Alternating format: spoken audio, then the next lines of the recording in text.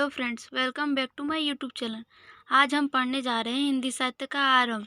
हिंदी साहित्य के आरंभ का प्रश्न हिंदी भाषा के आरंभ से जुड़ा हुआ है। इस भाषा का विकास एक जनभाषा के रूप में हुआ है। कोई भी जनभाषा अपने प्रवाह की अनुक्षणता में सदा एक रूप नहीं रह सकती। स्थान और कला के भेद में उसमें रूप भेद भी स्वतः उत्पन्न हो जाता है, किंतु जब तक उन रूपों की तात्विक समानता सुरक्षित रहती है तब तक वे एक ही भाषा का बोध कराते हैं।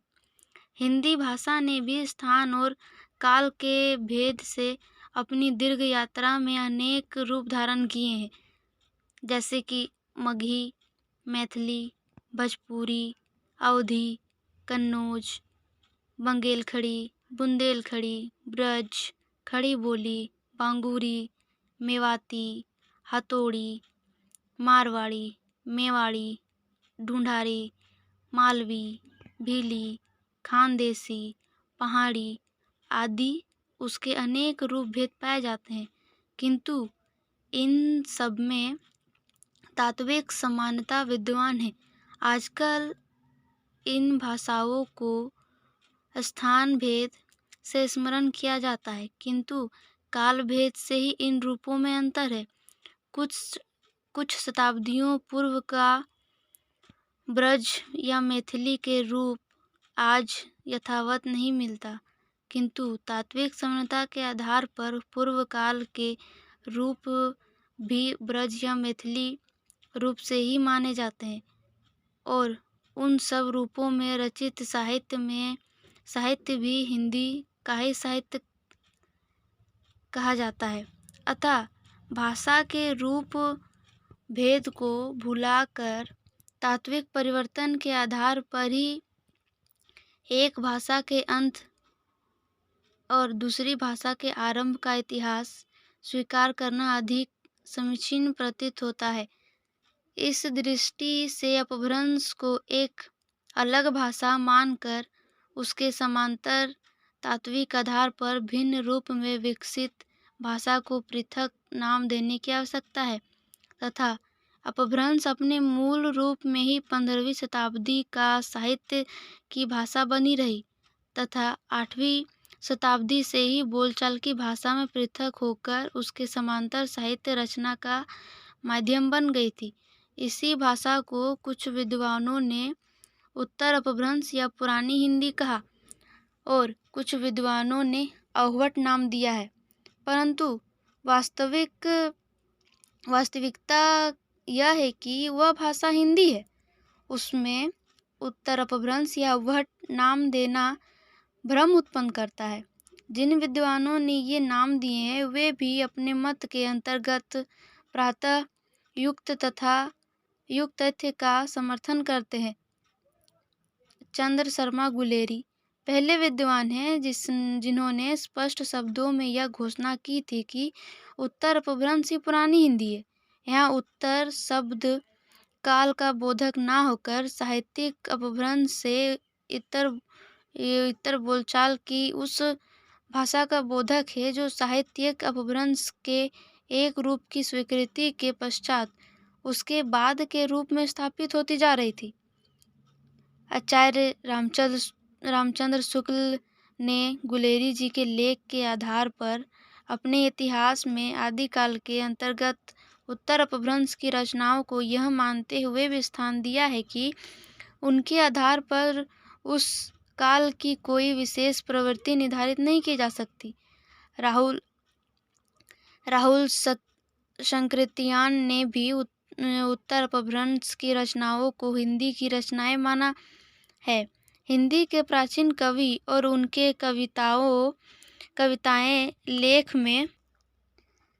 में उन्होंने हिंदी कविता का आदि रूप नालंदा और विक्रमशिला के सिद्धों द्वारा बौद्ध धर्म के ब्रजियान तत्व के प्रचार की भाषा में सिद्ध किया है।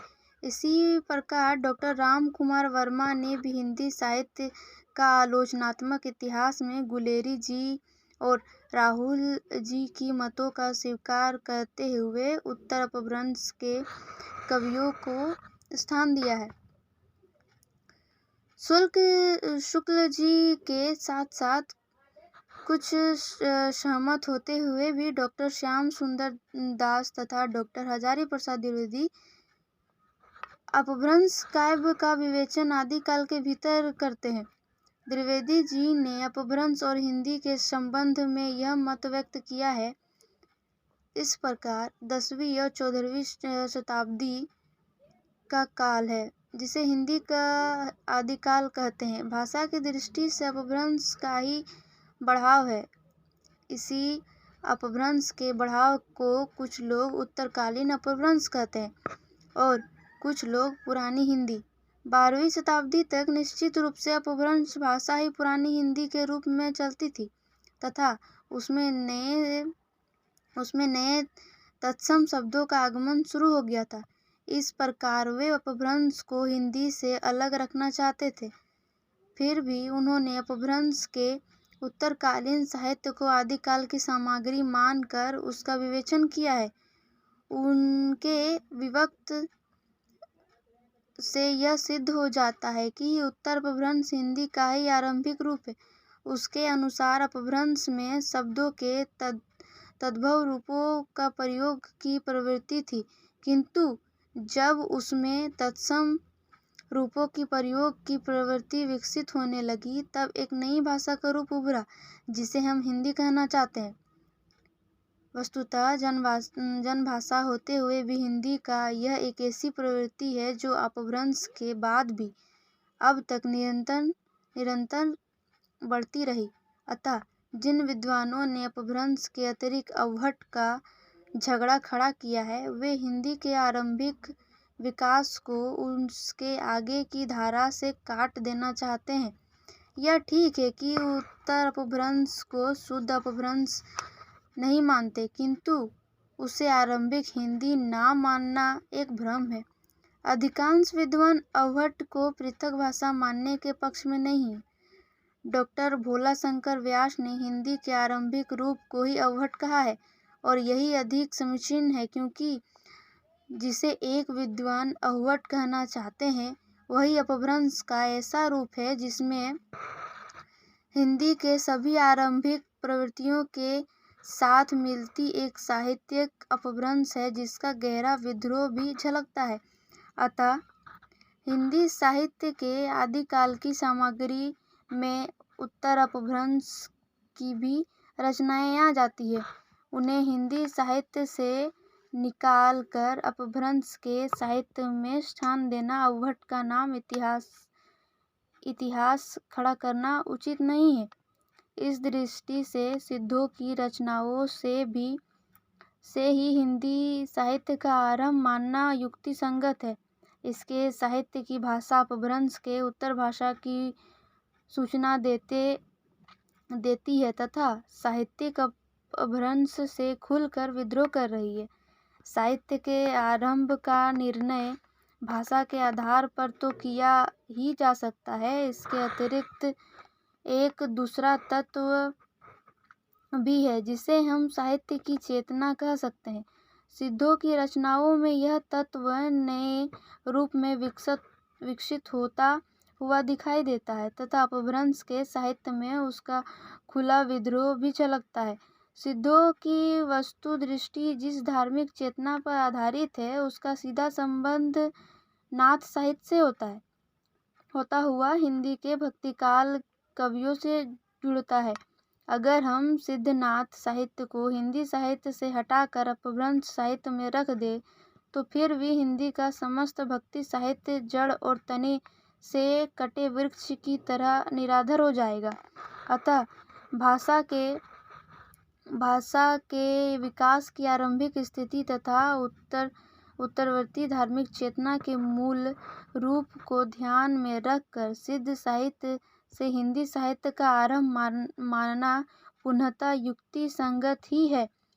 साथ ही यह आवश्यकता है कि उसके समांतर लिखे गए साहित्यिक अपभ्रंश के ग्रंथों से उसे सावधानीपूर्वक पृथक रखा जाए, क्योंकि कई विद्वानों ने दोनों को एक मानने की भी भूल की है।